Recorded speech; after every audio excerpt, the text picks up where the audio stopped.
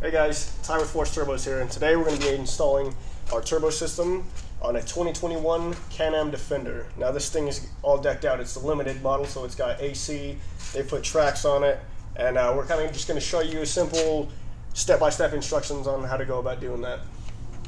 Okay, step one, we got to get the bed off. So what we want to do first, we want to disconnect our light connections, or if you have any license plate, anything like that, we want to go ahead and disconnect that. So usually where the switch is at, if it's wired properly, it's going to be right here. So we're going to disconnect this little connection here, cut back any zip ties holding the wires on, disconnect your shock right here with this cotter pin, and then we're going to go ahead and remove. There are four 13mm bolts here, here, and then the same on the other side. So we're going to do a little internet magic to cut to that once it's done.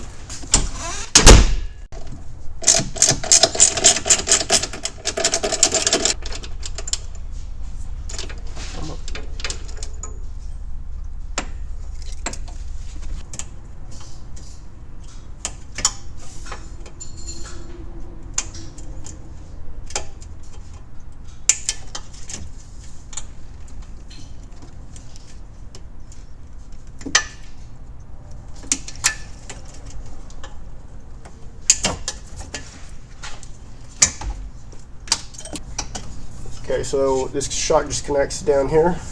It's the same setup as this one up here, so can't really show it just being due to the lack of space that we have in here. So we're going to disconnect on both ends, just remove the shock completely from the area.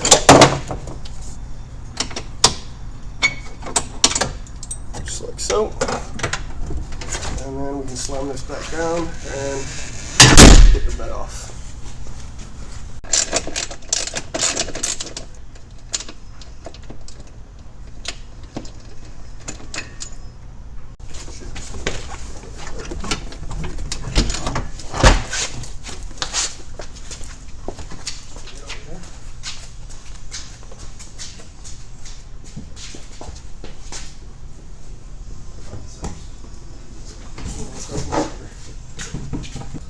Okay, so with the bed off, remove the little brackets that hold it in place, and then we can also go ahead and start removing the muffler, all of these exhaust clamps, just so that we can remove this shielding so that we can peel this back and see just a better view of everything. So once you get that off, then we'll go ahead and move on to the next step. Okay, so I'm just loosening up all these clamps. Looks like there's going to be these three here and then those two there. You don't need to go full gung-ho and remove this one away in the back. We're just trying to get to this area right here so that we can slide our turbo system onto the exhaust. So it's kind of just these ones here, these four. So, and then we'll go ahead and remove this O2 sensor, muffler. If you want to come and look down here and see, looks like we got the bolts holding in right here. And then once the shield is back, there's an exhaust clamp right here that I believe is a 15. And then you can kind of slide and work your way out of there. So.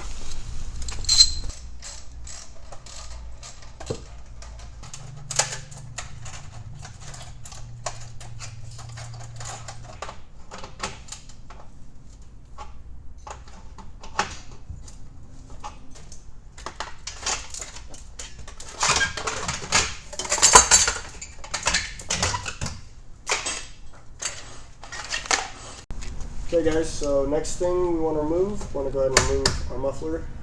So we're going to remove this exhaust clamp here, which is welded to your muffler. It's just a 15mm. And then down in here are your muffler mounts. So it's a 13mm on this side with a nut, and then a 13mm bolt on the back side of it. It's holding it together, and it's the same for the other side right here. So once we get those removed, you should be able to wiggle your muffler out of there, and then kind of bring it up and out and wiggle and toss and turn it out of there.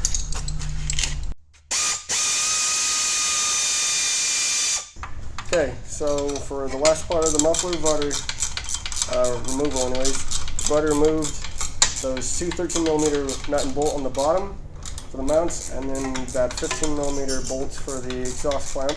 Everything's loose, as you can see. You just got to remove this little pipe coming out of the muffler, so that way you're not hitting your frame, and you can just twist the whole thing up, slide it out, bring it up and off. So we're going to get these three 13mm bolts that are holding this pipe into the to the muffler. So just 1, 2, and 3, and then there's going to be an exhaust gasket behind it. Take all that off, set it aside, and take the muffler out.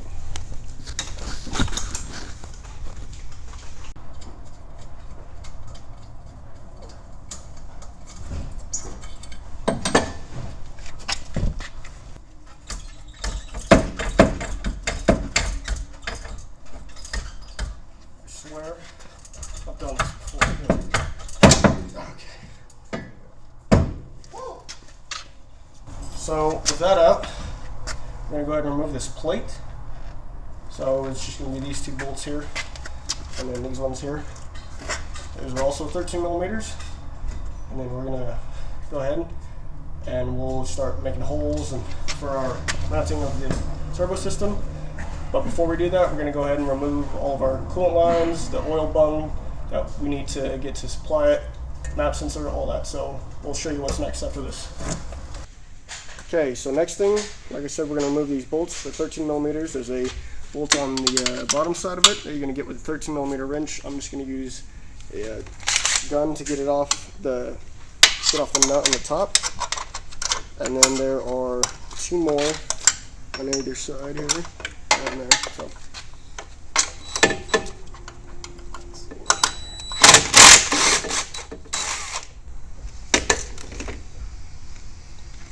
One, make sure you get the washer too. So it's just going to look, well, there goes the nut. That's what the washer's looking like as well. And then, same thing for the other side.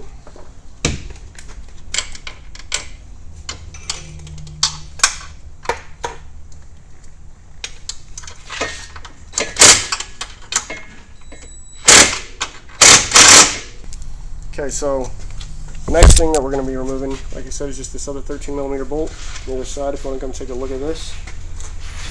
So it's just this one here, so that's what you're going to be removing. Be careful because there is a washer on the bottom of the side of here, so just be mindful of that.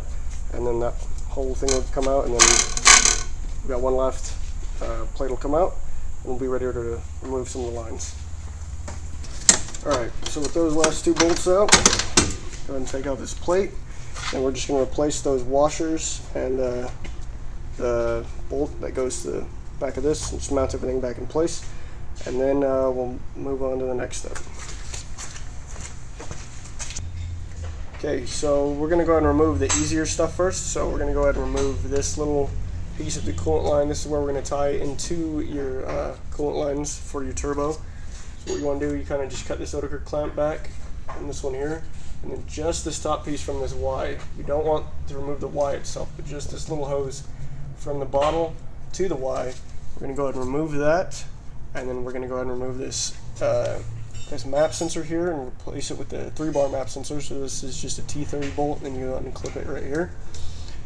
We're going to go ahead and take off the air box because this is going to be shifted over slightly. So in doing that, we're going to have to remove the seat in there. You're going to want to remove this piece, this little breather from your throttle bodies. You can either just use a flathead, or it looks like it's a 6 to 7mm, and then you can just remove all of that. And if you have an AC model, obviously it's got this plastic dipstick tube. So what we're going to have to do with that is we're going to cut these Oetiker clamps back, and then we're going to remove the dipstick tube itself, just the tube. So you can take this out, slide this off to the side. And then, like I said, we're going to cut these Oetiker clamps back, slide one side of the tube off, slide the other side off, and then we're going to cut into the middle of it. So you can do those couple things real quick, and then we'll meet back up with you.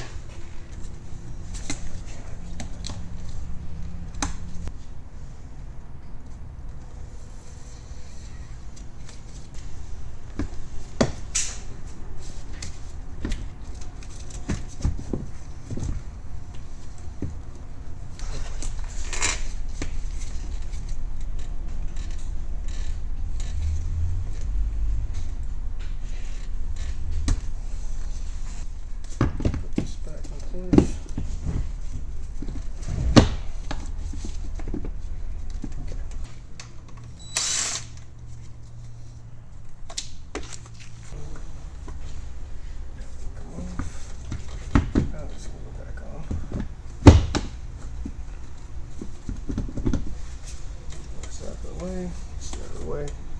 Cool. So we can go ahead and loosen these clamps for this air box.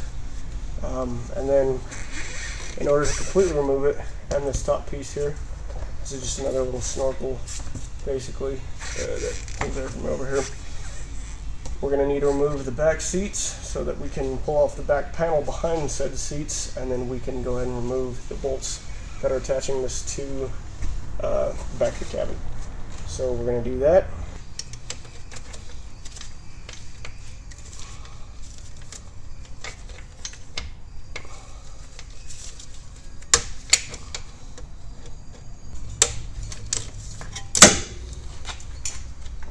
One more down on the bottom.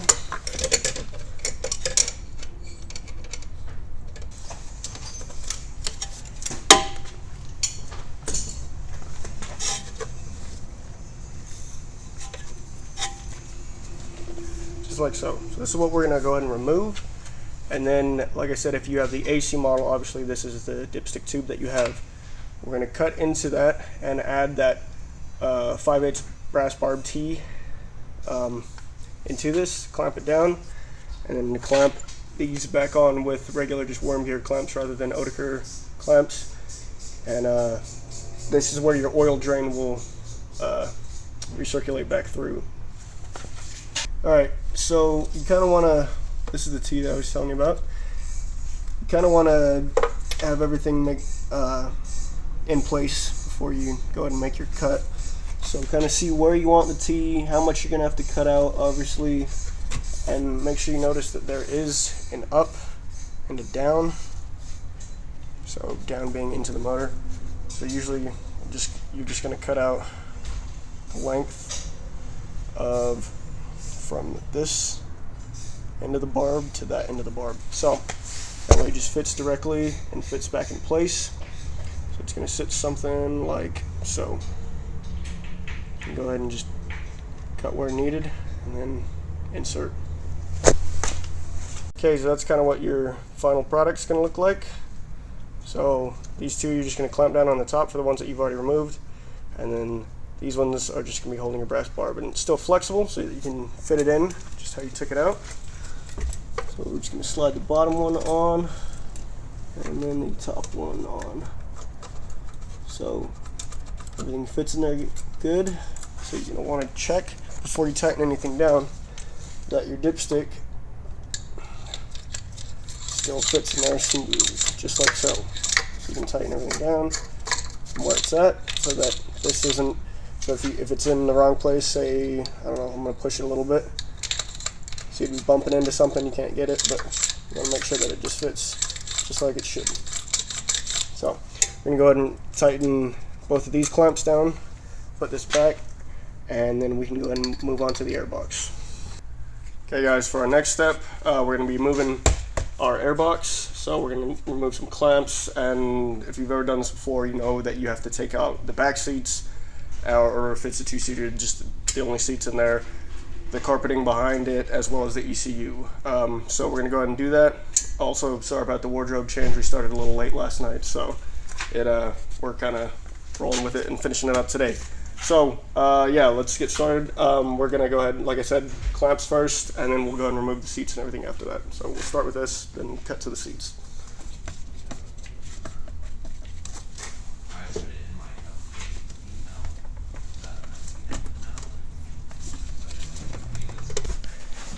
We're gonna go ahead and remove the seats, like I said. You're gonna want to do all of them, just so that you have just an easier access to all the carpeting and whatnot in the back, or in all the whole panel behind you, rather. So when we remove these are two 13mm. There's a bolt on this side, a nut on this side, and then there's a spacer in between. You want to make sure that you don't lose.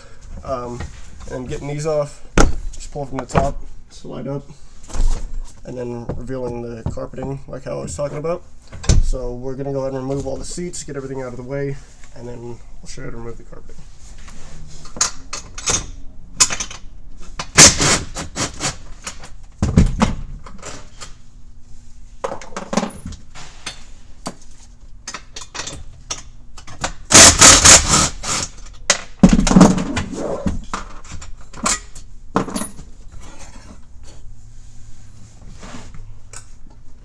These here are the spacers I was talking about.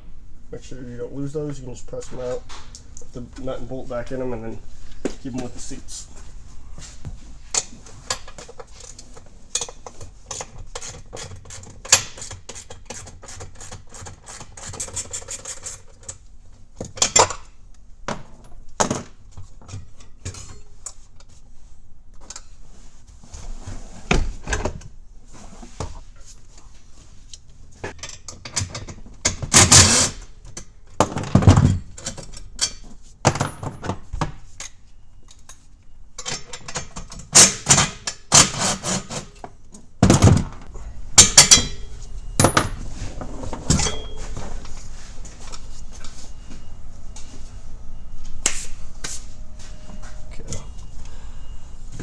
Alrighty, so next, it looks like we just got a couple push pins you want to remove, and this is the only panel that you really want to get to, is just this little one in here. If you want to kind of come in and see, it's just this bottom half. This comes over to here, so again, it's just this, and then you can go ahead and take everything up and out, but we're just trying to get to back inside behind this panel so that we can remove the airbox. So we'll go ahead and pull that out and then cut to it when it's done.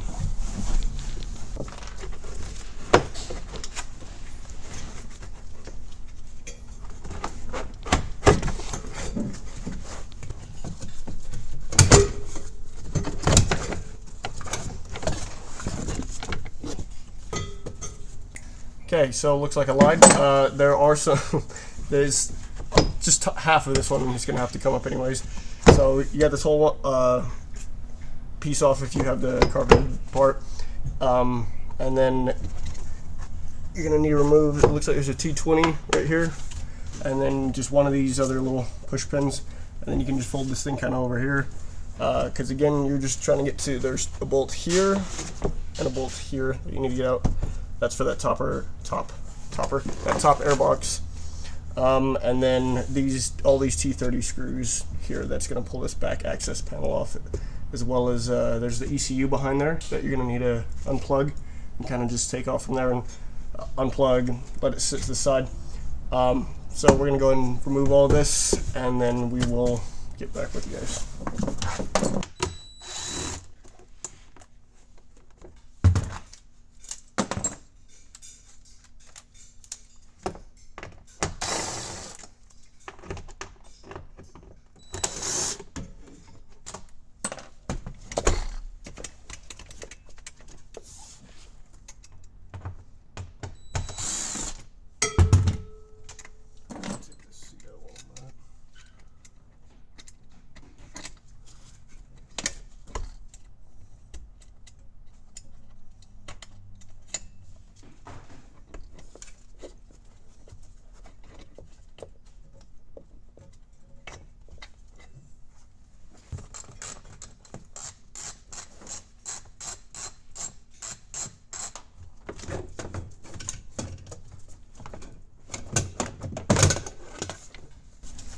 Alrighty, now with that off, there's two 8mm bolts here. They're just kind of like self-tapper screws. You bring those out, peel the ECU back, take these clips up and off, set to the side, bring the ECU off to the side, and then this is the, I guess you may want to take out your back window too if it's sitting on top of this, or you can just bring it up like this. These are the two bolts I was talking about for the upper airbox, which we're going to eliminate. We don't need those anymore. So we're going to remove that, we're going to remove this bolt, and they also appear to be 13, so we can go ahead and do that, and we will cut back to you guys.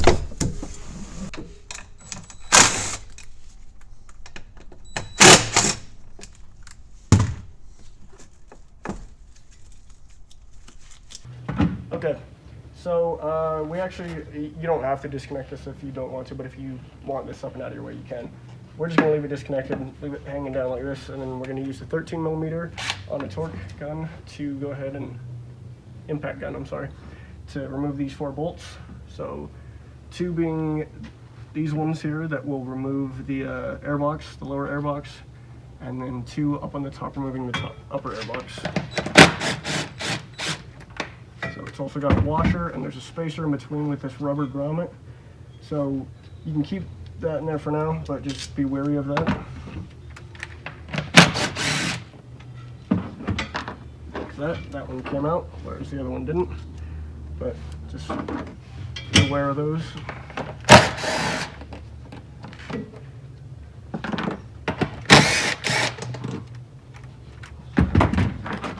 I'll come around to the other side. We'll go ahead and remove both of those air boxes. Alrighty. So with those removed, you want to just, like I said, loosen up your air box from the top air box. You can probably just pull this whole thing up and out. Watch all your lines, make sure they're already all disconnected from it. And then the top half you can just take off. We're not going to be reusing this. And the filter that went with it. And then this piece comes out like so. So there is a little bit of a longer tube that goes inside of it. It's a second air, but it won't be, you don't have to worry about that right now. Okay, let's get this rest of this throttle buddy piece off. So this was just the silicone connecting your air box and the throttle body itself. And we won't be using this, we'll be using our new charge tube for this. So this is another piece that we can just set off to the side, not going to be using. And from here, the only other thing that you need to remove is, I don't know if you can even see this, we'll try to kind of climb along in here. It might be easier to see from this side. Potentially down in here, there is a tiny little 1/8 inch plug. I believe it's a 4mm for the Allen key. You'll just need to remove that, and that's where your oil supply will be. So if you want to kind of, right. Yeah, I'll get a pointer in there so we can see. Okay, so this right here, that is the oil plug I'm talking about. So you're gonna want to remove that, and then we can put that should be your last thing that you're removing as far as from the engine bay. Alrighty guys, so now we're gonna go ahead and start installing some of the parts from your box. So first thing, we want to get the turbo in place. We want to get it mounted and get everything lined up before we move on with anything else. So what you're going to want to do is pull it out of the box. This here is how it comes assembled. A little disassembly will be required. We're going to have to remove the muffler here, or the exhaust pipe rather, with the muffler on it. So it's just these 4 13mm bolts. And then we're going to place everything inside. And it mounts up kind of how your old exhaust did. Kind of just slide it over the pipe, kind of work everything in, slide it back down, and then it will be mounting to this frame brace right here. So we'll be mounting right here. We can go ahead and mark it. You're also going to want to take your exhaust, kind of slide it through here, and mount it back up so that you can see where everything is going to be mounting as far as down here as well for your secondary support mount. So we're going to go ahead and do that. We'll kind of show you guys and cut back to it when we're done.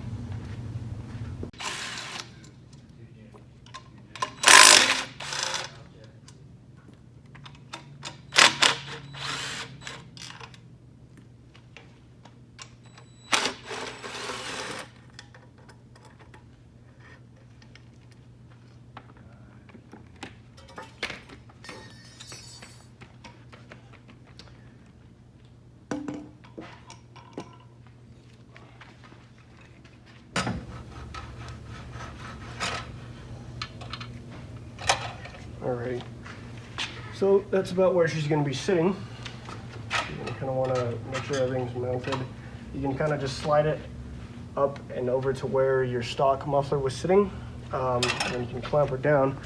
But before then, you want to make sure that this bolt here is removed. You want to come and take a look on this side. So you want to remove this bolt before clamping everything down, just so that this can sit flat, everything can be how it needs to be before you go ahead and mark here. And then you're going to be drilling this out. So I wouldn't recommend clamping everything down, but just so you can see where it sits. Have it all clamped down, and have this bolt out of there. Make your mark where this is going to be, and then you can go ahead and take everything back off, make your hole, that will, again, be the first mount. It's your solid mount anyways for your turbo. And then we can go ahead and mount the exhaust, make our secondary mark down here, where that one will, the secondary rubber mount will meet the frame. And yeah, so we're gonna go ahead and start with this first one.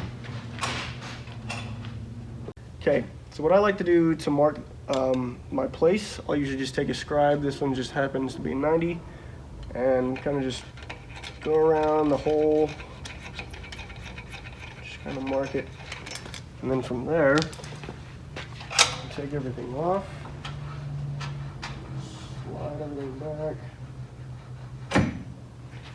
and we can see exactly where we need to drill. So, with the hole kind of marked and ready to drill it, and you'll know the exact location where you need to be. So, we'll go ahead and get the drill bit, and we'll drill that out. So I'm just going to use a center punch. This one is just one of the auto center punches. So my drill bit's not walking anywhere.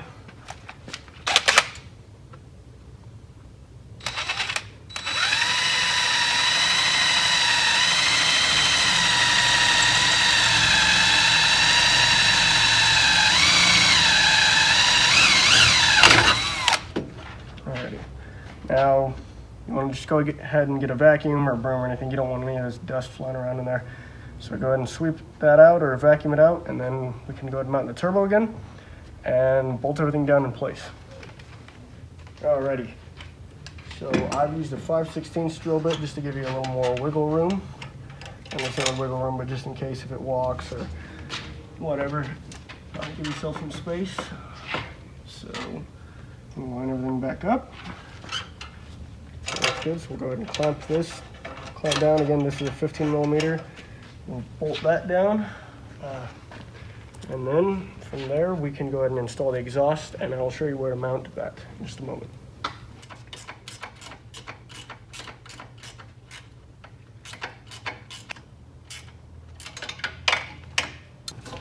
All right, so we're just gonna slide the exhaust back on. Make sure you don't forget your gasket. But, well, for this part, you won't necessarily need it, but I like to have it just in case. So once you get at least 2 of the bolts in, 3 if you really want to be sure, just keep everything steady. And again, these are 13 millimeters. Once you get at least 2 of them in, you're going to want to mark down over here. Get these to stay. Here. All right, tighten those up. Let me do one more just in case.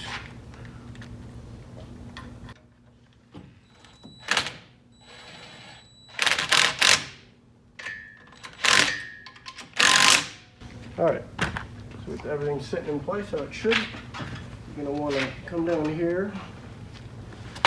And we're gonna try to see where we want our, looks like I've lost it, here it is.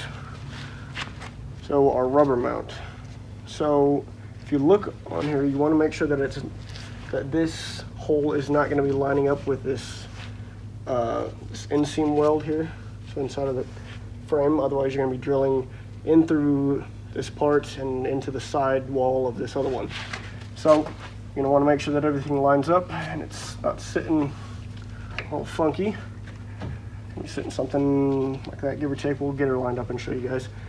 And you can make your mark there, take your exhaust off, drill your hole through, mount it, and then put everything back in, mount everything, make sure everything's flush, level, and then we can move on to the next step. Okay, so we've taken everything off as far as the muffler and whatnot goes. We've made our mark and make sure that everything looks level, especially your muffler. You don't want it sitting crooked, so you kind of want to make sure you can tweak a couple of things. You can tweak whether it's sitting a little funky based off how your headers are sitting, whatever it may be, or this 10 millimeter bolt that we use as a mount, you can kind of move that and shift it around. That's why I use a 5/16, so you can kind of leave a little room for everything to sit how it needs to. And I'm going to be using that same drill on this bit. same drill bit, on this drill rather. And we're going to put the 5/16 hole right where we've marked it. So again, I've used the center punch, kind of keep everything centered, and then we can go and drill a hole right through there, and then we can mount this through the back side. This is a 13 as well. We're going to mount through the back side, or through, probably easier on this side. Have that mounted, and then you can just thread that through, put your muffler on, put everything over the rubber mount, and then your turbo should be mounted from there.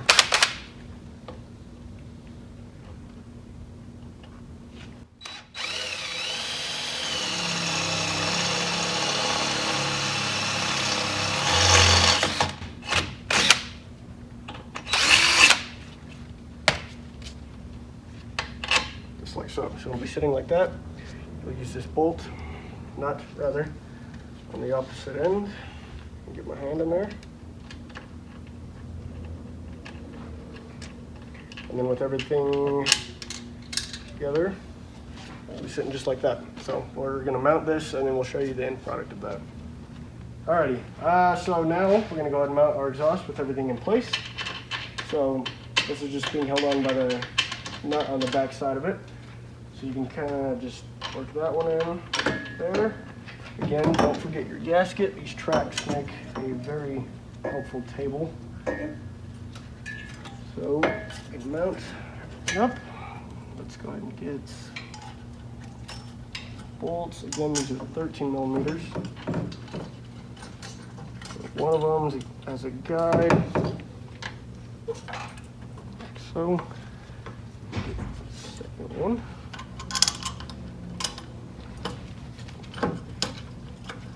Before you tighten everything up, you kind of want to make sure that all the bolts are at least in, so that you can kind of make sure that everything's sitting how it's supposed to before you just crank everything down. Because you do have a little bit of wiggle room with these. As you can see, you can move whatever end once that's right. Get it in, just like so. One more. And then final nut. Put on that side. And again, you are going to want to use the 13 millimeter for this side as well as on the back. Make sure everything's plumb level, tighten it all down, and then we'll move on to the next step. Okay, I forgot to mention one thing. If your Defender comes with it, you're also going to need to remove this little heat shield here. So it's just rivets. There's two here. I've seen ones that have 6 on them. This one, actually it has 5. Okay, so we're gonna just drill those out. I'm just using a 3/16 drill bit, and then you can remove this. Then we'll go ahead and install our oil drain line.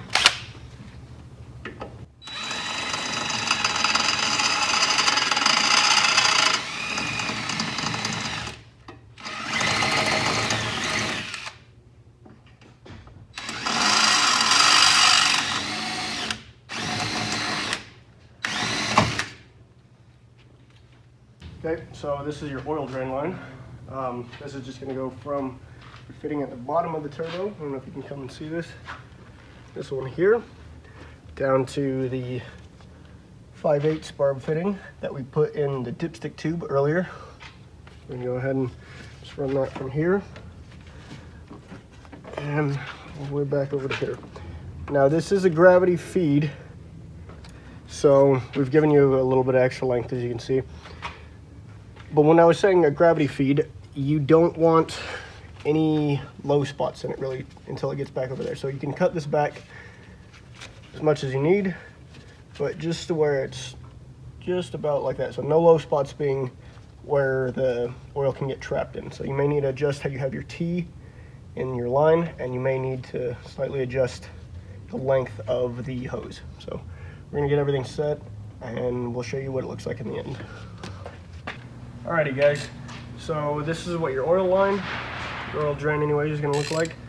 Obviously there's going to be somewhat of a low spot just due to the angle of this T, but do the best you can and make sure you can either zip tie it up and out of the way to certain things, but you just don't want it hitting your transmission linkage. So moving on, we're going to go ahead and remove that oil block off plug. So this is just a 5mm Allen key. So I'm going to use an extension and a wobble socket. Kind of just twist that out of there. And then once we get this out, we'll thread in. So let me bring this out of here. Okay, so with that little plug out, we're going to go ahead and install this fitting. So this is what your oil line kind of looks like. You have 3 different parts. I'm going to pull this fitting off with the AN side and the MIP, male iron pipe. So that is the side that's going to be threading back into the motor. And then you're going to use this 90 to kind of, it swivels so you can angle it whatever way you want to route it. So we're going to put everything in and kind of show you how we want to route it. And we're also going to be routing our coolant lines with it, just so everything stays a little more clear and concise, and it just looks cleaner. So I'm going to thread this in.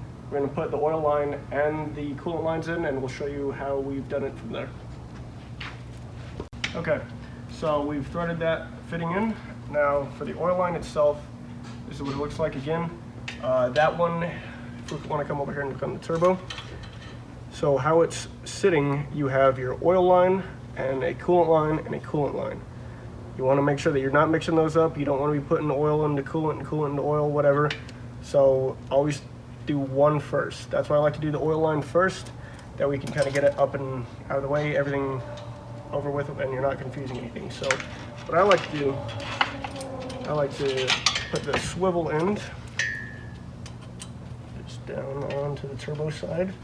You can thread it in just a minute. I like to leave it a little loose, that way you can route everything how you want to. And I'm going to put this other side down in through the top, and get it down. There we go. And thread onto the 4AN side down there. So this one you can tighten up down here, but and still leave this one loose so you can kind of route how you want. And again, we'll move on to the coolant lines so that we can route these with it, keep them all clear and concise, and then kind of route up. We're going to route it the same way, so down through the throttle body, up behind the bottle, and we can just take the bottle off again, route one here and here, and then we'll show you how we've done it from there. Alrighty, so these are your coolant lines. Now we've made these a little longer again on either one, so you can cut down which one you want and kind of route them how you'd like. What we like to do, again, is just follow the same line with both of them. That one do one at a time, so it's easier to get around. And then come around to this side. Route these. Over here if I can find them. Maybe. There we go. One.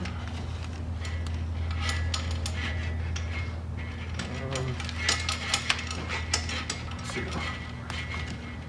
So just to make things look clean, you don't want to go in front of hoses or any of that. You can take the bottle off like I said. Just like that. Bring these up around. Now these, it's simple. One is going to go to the Y that you took off, that little U piece. One of the lines goes to the Y, the other line goes to the bottle. That's it. Put her back. Cut back any, again, you can cut back any hoses that you'd like, or as much hose as you'd like.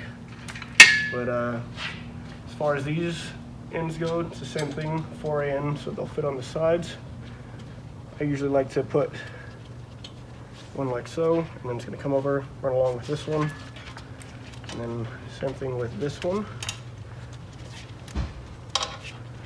You can get this one up and over. And run along the same way. So we can, again, angle it whatever way you want to, cut back however much. Like this one, say we want to pull up here, just a little more.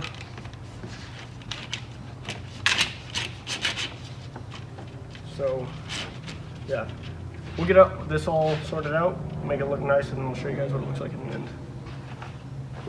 All right, guys, just a little tech tip for you here. If you don't like your lines kind of just however willy-nilly. You don't like just a zip tie around them because it just bunches them all up.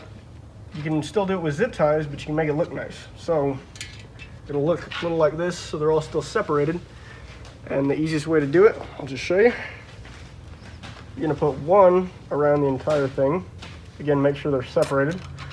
Don't completely close it off. If I can get these other ones out of my mouth. Then one will go in between the two lines. And same with the other one.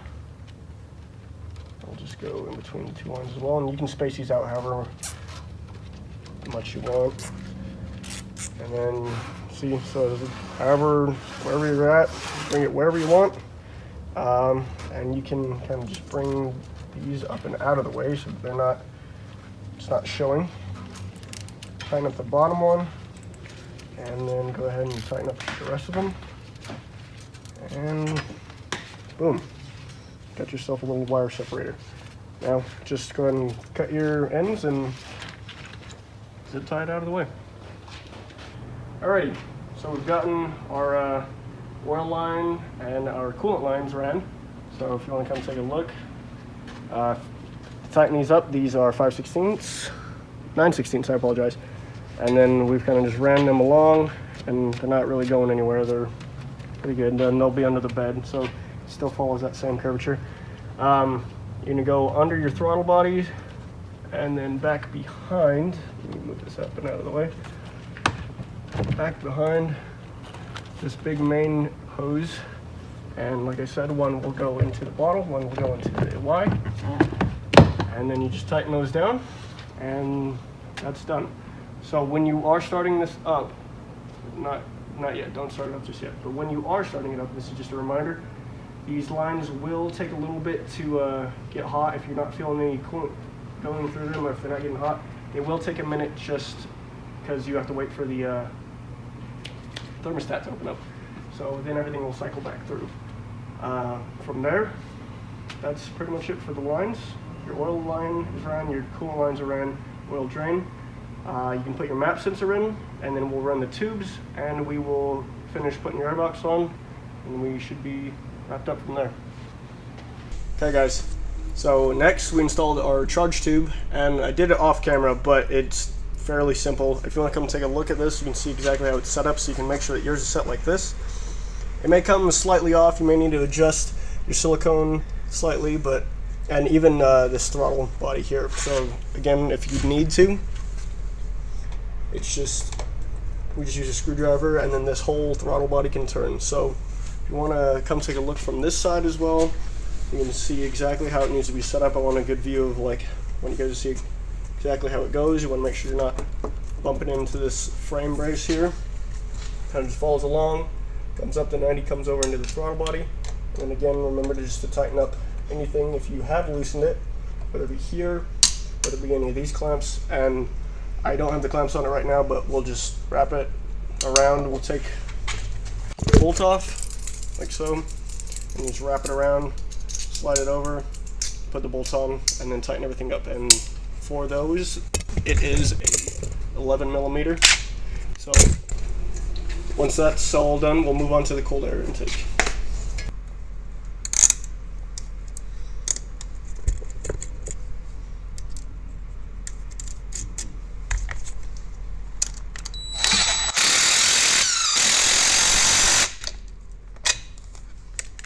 Okay, next thing up guys, we're going to be installing the cold air intake. So for that, well, as you can see, the clamps are a little loose. So it's not going to come exactly how it should. It'll be slightly off, obviously, just because we can't get it perfect every time. But I want to kind of just show you how you'd install it. So it's going to look something like this. You can adjust your clamps, like I said, these are 8 millimeters for the bolts, or for the worm gear rather. And it's going to be sitting in there just like so. Then what you're going to need to do is get your air box. Now with the air box, there is a tiny little just a nubbin right here you got to cut off, and then from there you can slide your cold air right over there. I'm going to slide over here to the other side real quick so I can get in there, work one side in, put it right over there, and then you can see it's going to be how it'll be sitting. Now you're going to have to drill new holes, so you want to mark your holes, drill it. But again, that's why we've taken off the ECU in the back. You don't want to drill through, you don't want to hit any wires, you don't want to do any of that, obviously. So once you got everything marked, you want to make sure that it'll bolt up, and we're going to be using the same bolts that you took off of here. So go ahead and get everything set up. I'll kind of let them get a view of kind of how everything's supposed to be sitting before we drill, so you can try to match it up the best you can. These two pipes are going to be sitting on top of each other, not exactly on top of each other, obviously. You want them, again, nothing touching, so you're not bumping and smacking into anything, but you'll be sitting something like this. Obviously this is going to be a little straighter, you know. So I'm going to go ahead and make my marks, get everything clamped down, and then we'll show you where everything's supposed to sit.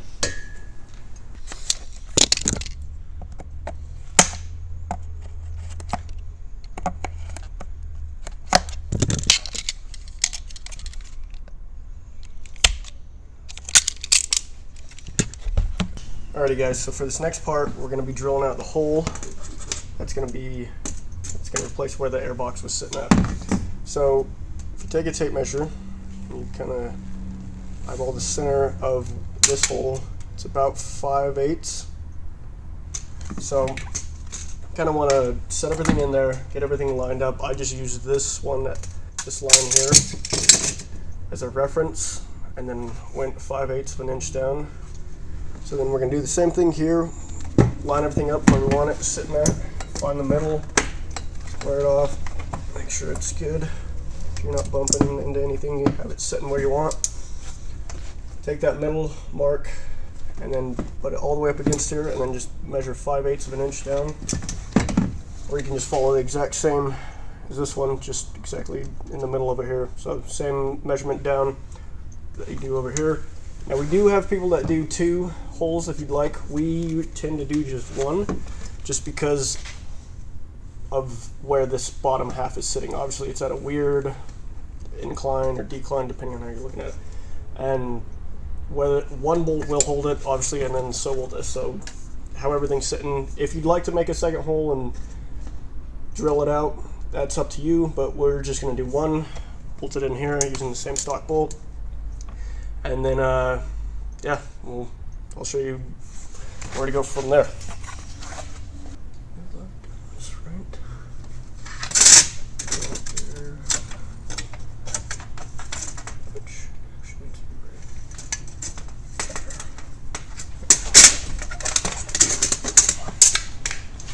Okay, guys. So the drill bit that we're using is a weird size. It's a 31/64. But it is the exact same size as the other one, as you can see, because again, we're just using the same bolt. So if I made our mark, I'm going to go ahead.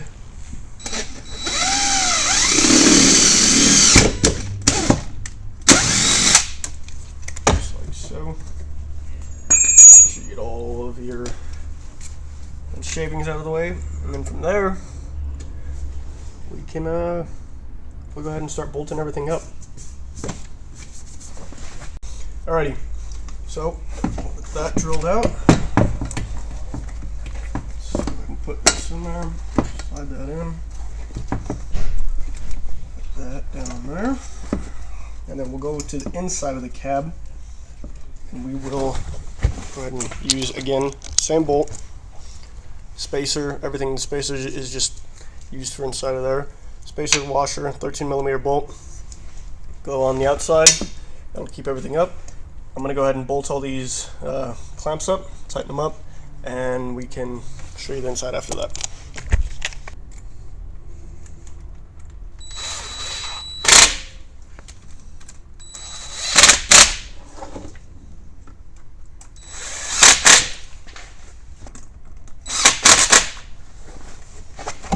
Okay, alright, so for this part, again, you're just going to need your 13mm bolt, and you're going to need your washer. You can use a spacer if you'd like. Sometimes the spacer doesn't always fit in how you'd like it to, so we're just going to go ahead and just use the bolt and the washer. Now you can stick your hand around on the back side. You can kind of see where that where the airbox is at. Always hand thread it in first, and then use a 13mm, snug it down. Now if you feel around, that's not going anywhere. So like I said, you can use 1 or 2 bolts, up to your discretion. We always just use 1. And we're going to go around to the back side, and with the upper airbox, you don't have to use that top piece like I said, but some vehicles we've noticed with tracks have this little cone almost, with it has a little hydrophobic netting over it.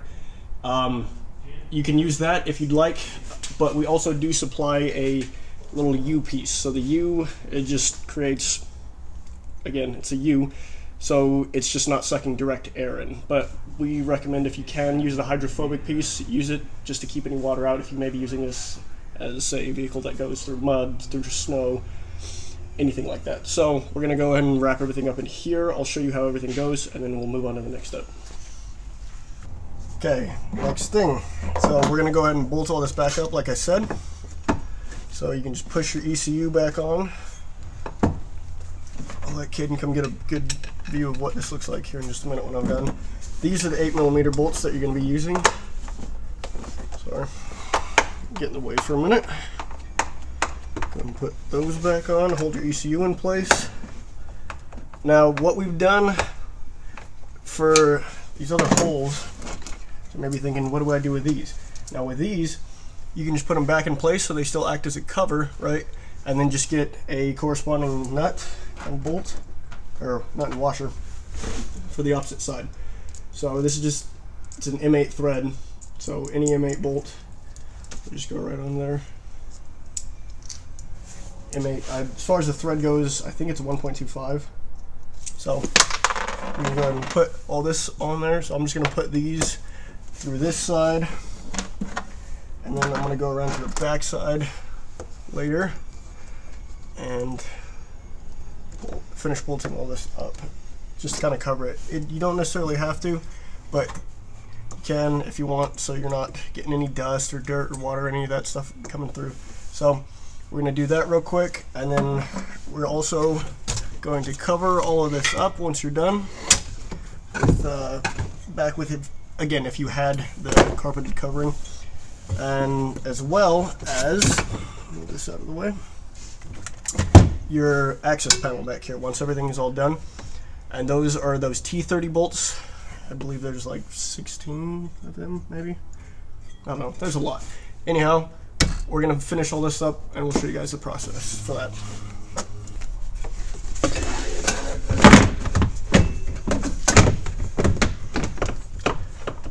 Okay, actually, so for this next part, I did forget to mention, you want to kind of just drill a little bit of a hole out right here, just for this bolt to sit up against. So as you can see, it doesn't sit flat, right? It's because it's bumping up against that. So, with that same drill bit, or you could use a 1/2-inch drill bit, you're going to want to just make a hole right here, create a little hole just so that this can sit through. So you can do that real quick and then finish bolting this up.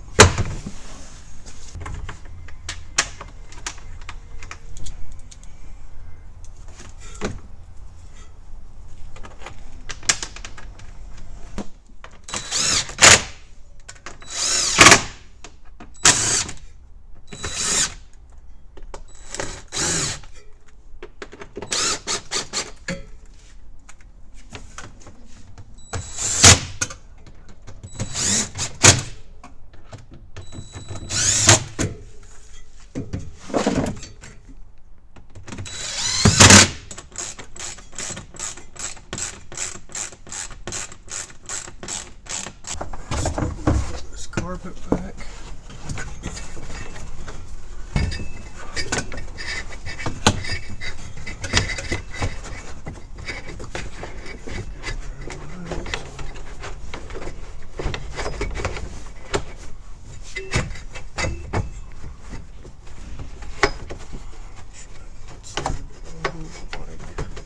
So let's go under. Under.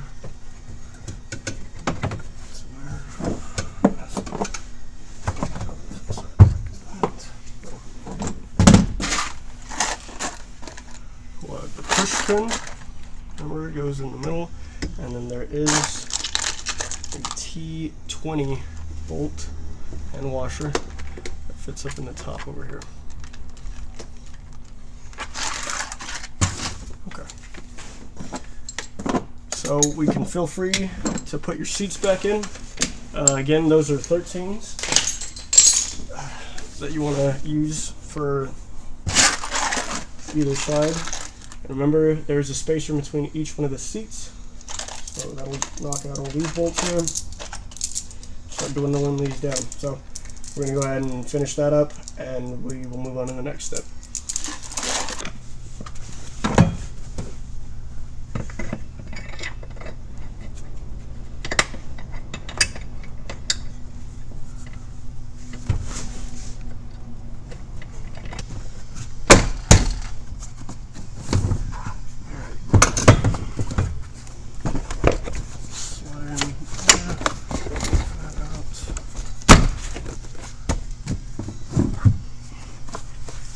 Okay, now with the seats, they are directional. You can tell there's two different sides.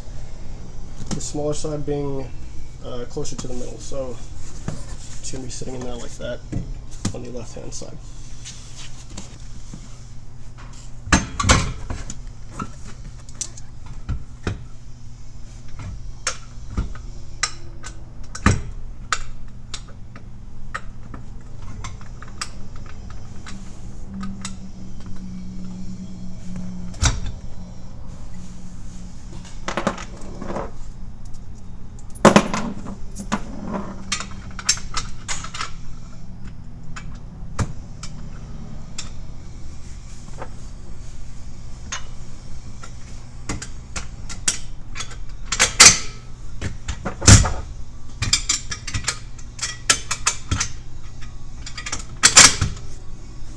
It's just going to be the same process for all the seats. So we will catch up with you guys once these are all in. Okay guys, we've got our 3-bar map sensor here. Just goes in place of your other one. I'm sure if you've already taken off the other one, I'm sure you've probably installed the other one by now. They're the new one. Again, this is a T30 for that. And then while we're at it, we're going to go ahead and install all the other little components. So that being CCV breather hose. So we've just taken off the other one. We're going to put this one in place. Kind of something like that, you know. Get everything up and out of the way. You can reroute this if needed. Bring it through here. Back around, wherever. Bring it through there, just like that. We're going to tighten those down. Again, those are also 8 millimeters.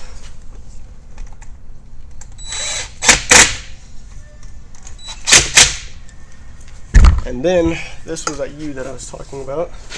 That's just going to go in place of right here. So again, so it's not just sucking in straight air, or it's kind of just to divert any water that may be in there.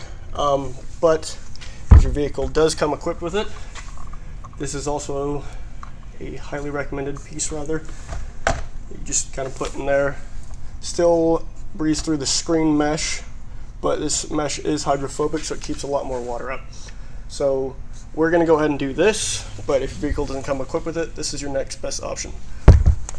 Feel free to move any of these up and out of your way, zip tie, however you'd like. Put a couple more holes through there. I wouldn't necessarily recommend it, but that's another way to do it. So we're going to wrap that up, and then we will catch up with you guys after that.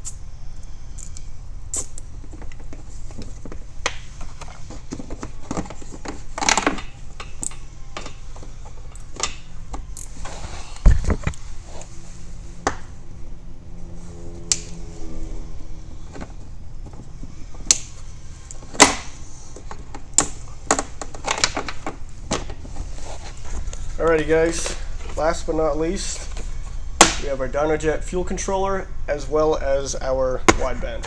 So upon opening up your box. This is what your PV3 will look like. Fuel controller. And then inside there's also some Velcro that you can use to stick it, alcohol wipes, stickers, all that stuff. And then your cord, so your USB cable and your diagnostic to your dynojet. This one, personally, we will not be using because we will be using the cord inside of our wideband set. So inside of the wideband, you have your wideband controller itself, you have your O2 sensor, you have a little adapter for your diagnostic port so that they can get power. This is the one from your diagnostic to your wideband that we'll be using, that you'll be going to be plugging into here, to your adapter, and then from your adapter to your diagnostic. And then we will be using, so this one goes to your wideband, then from your wideband, also going to be connecting this cable, which then goes to your fuel controller. So I'm going to do a little step-by-step, show you how to do it. Fairly simple. If you have a 4-seater, we've also included kind of a little extension harness. Unless you have your own wiring kit, then awesome. Sometimes what I would recommend doing is just so you can still have these leads at the end that will plug into your wideband.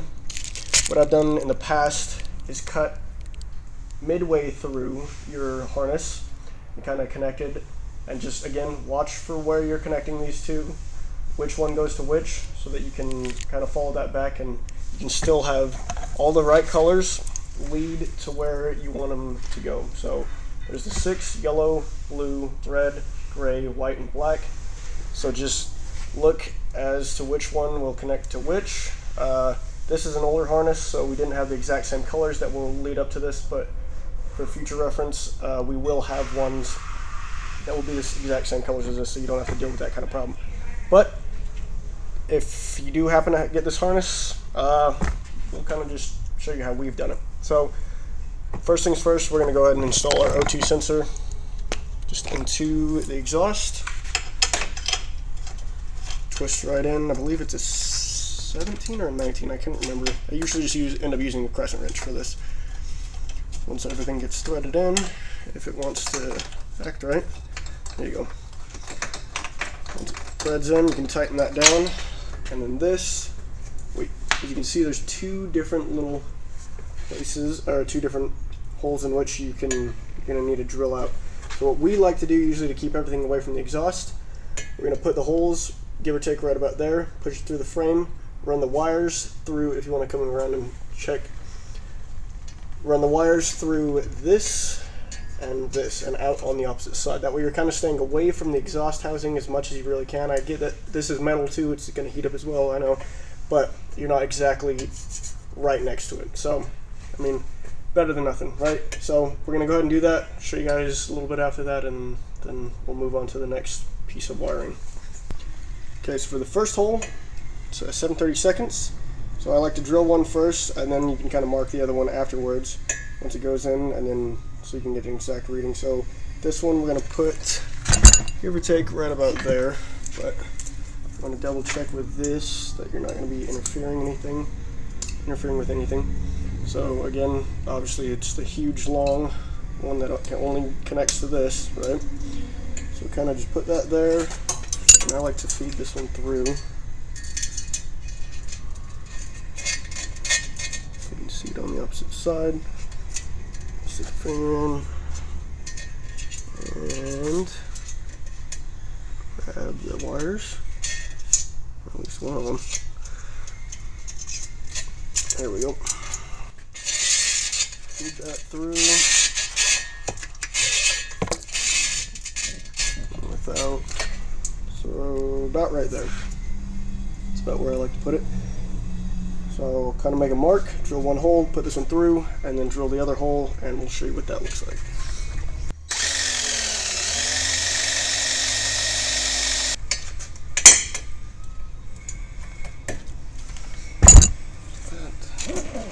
This, we'll take the wire along the sides, in through the cab, and then like I said, we're going to use this extension harness, solder that in, and then from there we'll wire that to the wideband inside of there. So we're gonna do that real quick and we'll catch up with you guys.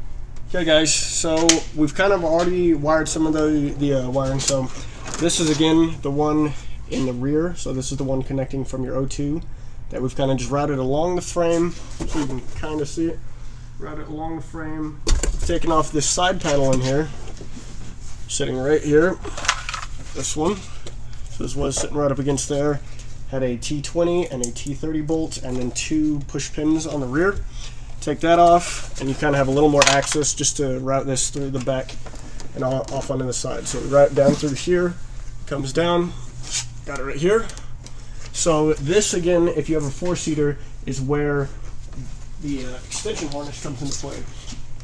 So we've kind of just given you about 4.5 feet that you can mount these wherever you like, you know, so you can mount your wideband. So we're going to try to bring it along here, down along the same side. It's under the deck, the floor, kind of along here, and bring it right up here. I'm trying to get out of the way. Right up around under the dash right here. So, kind of giving it about 4 feet. Again, like I said, you're going to want to take up all these T30 bolts and kind of route it along through there. Because your dynojet, so this again is your dynojet, your PV3, your fuel controller. So you're going to want to make sure you kind of have all your wires set out. This is the one, again, it's got the PV3 plug to your CAN plug. So that's what it looks like. So it's connecting from here, and that is the end of it. Now it's connecting to your wideband. So this is going to kind of just sit inside of your dash. We're going to mount it right in here. Again, if you have any kind of, if you have a bunch of different stuff you may want to look at, gauges, whatever it may be. So we're going to route that along here. We're going to try to get it to connect just about right here again to your wideband, which looks like this. Pull this out of here, huh? You got your wideband. We're going to plug that in, whatever, right there, and try to mount it inside of here, just under your dash. Alrighty, so from your wideband, like I was saying, you're going to want to connect your fuel controller, your PV3. And again, that's going to be under your dash. And then from that, we're going to use our diagnostic to CAN or the wideband cable. So that is this one. This one has the adapter on it. So that is what you're looking at. And with the adapter inside of it, obviously. Now, again, you have to get from your diagnostic over to your wideband. So in order to do that, you have to go under your hood, kind of route everything through down along here, and kind of just follow the same kind of contour. Get inside, and then we're going to go back down into the dash, or under your dash rather. Then from there, I'll kind of show you a full view of how the wiring should be. You're going to have to take off this panel here. You're going to have to take off your fender flares if you have them. This panel here, it's all pretty self-explanatory stuff. They're all basically T30s. There's one T20 and then a bunch of T30s along on the underside here, and then a couple push pins. So pretty self-explanatory stuff. It's not too hard. Just want to make sure that your body panels line up again. After that, again, I will show you how to run different screens and different whatever you may want to run on your fuel controller. It just shows different gauges as far as boost gauge, AFR, anything like that, just so you can kind of keep an eye on it. So I'm going to run everything. We'll get a full view of what exactly how the wiring is going to be set up, so it's kind of easier to see and rather than me trying to explain it. So I'm going to do that real quick, hook up the extension, hook up the diagnostic to the wideband to your fuel controller, everything like that. Then we'll show you full view and we'll go from there. Alrighty guys, so we've finished up a lot of the wiring, so I'm kind of just show you how we ran it and you guys can copy. So if obviously we've gone from the back and we're kind of just following along here. We've taken out this piece and it's routed through here. So it's just a T30, a T20, and then 2 push pins on the back here, and this whole thing will pop off. Then, so I'm gonna get down, and it follows along here. You can see the wire itself is just right here on this panel. follows along here. There's a bunch of T30s here, here, and then we can kind of take this back panel off. Not sure if you guys are going to be able to see this, obviously, since it's in here. We can take this back panel off and route it along there. Walk over here. We'll be following that same path. Again, this is with your extension harness, so I'm going to follow that along. It's right here. You can see we're just following along here. Again, it's more T30s and push pins. And then we've routed it along here, more T30s. If you have these fender flares, again, that will need to come off. This whole front clip will need to come off. This piece, anyways, not the whole clip, I apologize. That will need to come off. It's two T30s behind here. Once this is off, there's a T30, this T20 here. There's two T30s in here. This piece will slide off. And there's also push pins. Push pins here and here. So then that whole piece will come off. And from there, this is where we hook into the diagnostic port. So this is just in your stock location. You just plug that into your harness and route that along through your dash. Now, so like I said, that's routed along through the dash, and that's coming out of, if you want to come get a look at this, we routed it along through here. So this is the wire coming from your diagnostic port. Then next to that is also the wires that are coming along down from your O2 sensor, which is these ones here. So both of those are going to plug to your wideband. So one obviously being in this end, and then this being in the other end. You just match it up to whatever the corresponding color may be. Tighten it down. This is a small Phillips, or flathead, I apologize. And then this is your other cord running from your fuel controller, and or your dynojet fuel controller. So that is going to go into the opposite other one. Again, these don't matter what one you plug them into. So just so you can kind of see how everything's going to be plugged in. Show you, it will be like that. And you can just mount this. We just have some Velcro. We're going to stick it inside of here, just inside the little glove compartment right here, and then tuck all the wires up out of the way. And then from there, I'll show you how to marry your fuel controller to your vehicle. So I'm going to do this real quick, and then we will catch up with you guys.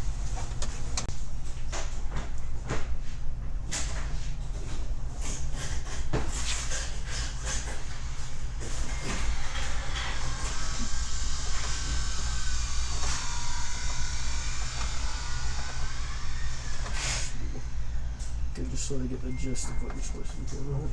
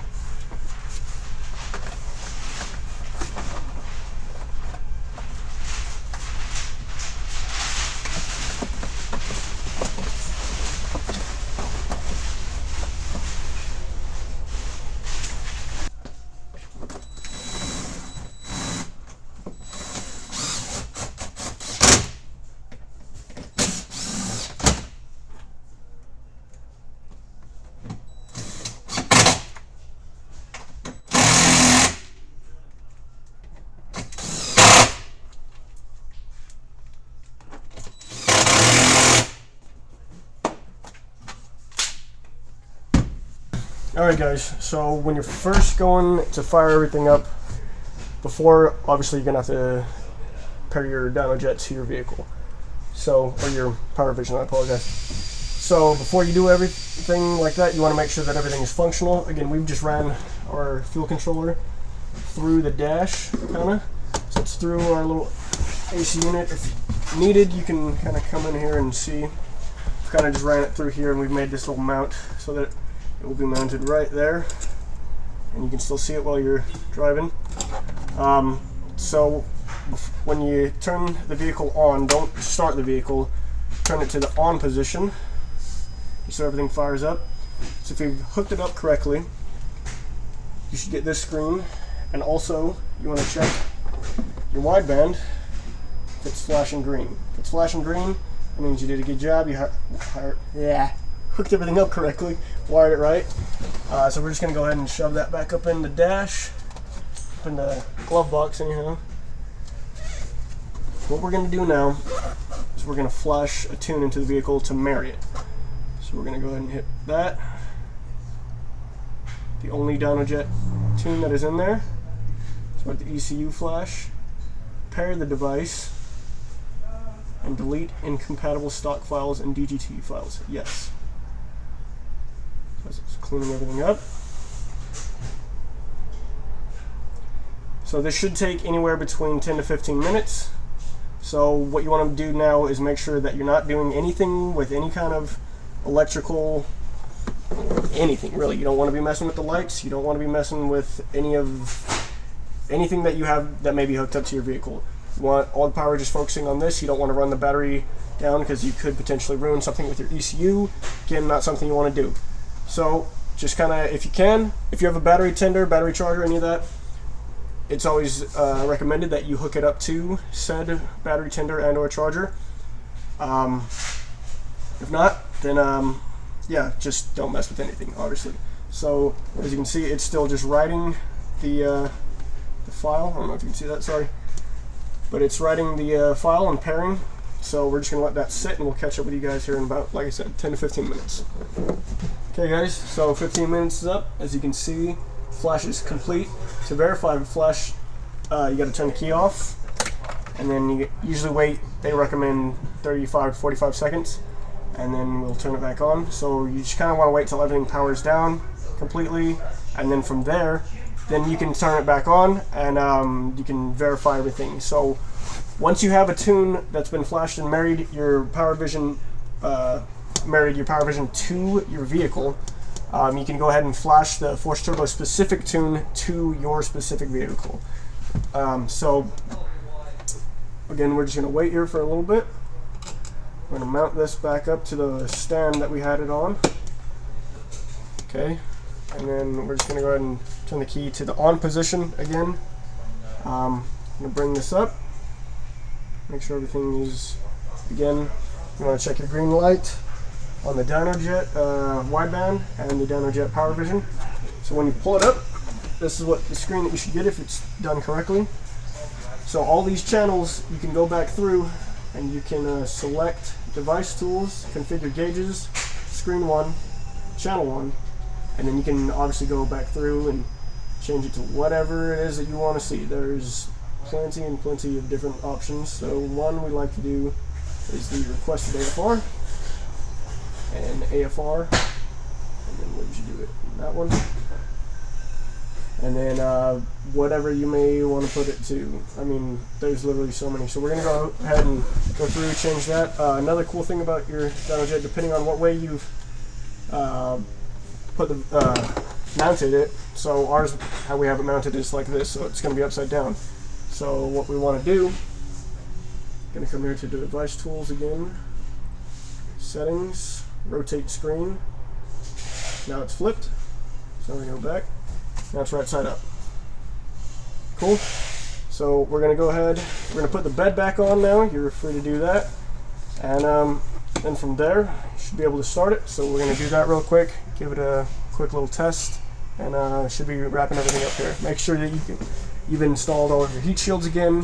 You've installed your bed wiring to the lights, and zip tied everything up and out of the way. Coolant lines, oil lines, anything like that you want zip tied out of the way. You don't want any of the throttle linkage in the way. You don't want any of the any kind of linkage really. You don't want anything in the way, touching anything on the exhaust manifold, anything like that. So we're gonna make sure everything's buttoned up back there, put the bed back on, and then we are gonna go ahead and give it a start. Let you hear what it sounds like. Okay guys, so with the bed and everything back on, you want to make sure you check your clearances. Again, check all your bolts to tighten down. We're going to go ahead and give her a test start, and then make sure that all your coolant, oil, everything like that is it's flowing and you're not leaking anywhere. A reminder with the coolant, you're going to have to wait till the thermostat opens up before you get any flow between the lines. But as for everything else, it should be fine. So we're going to go ahead, we'll give her a start. Make sure again that your bed isn't bumping into your muffler. And yeah, so let's go ahead and come around over here. With everything done correctly, that's the noise you should be hearing.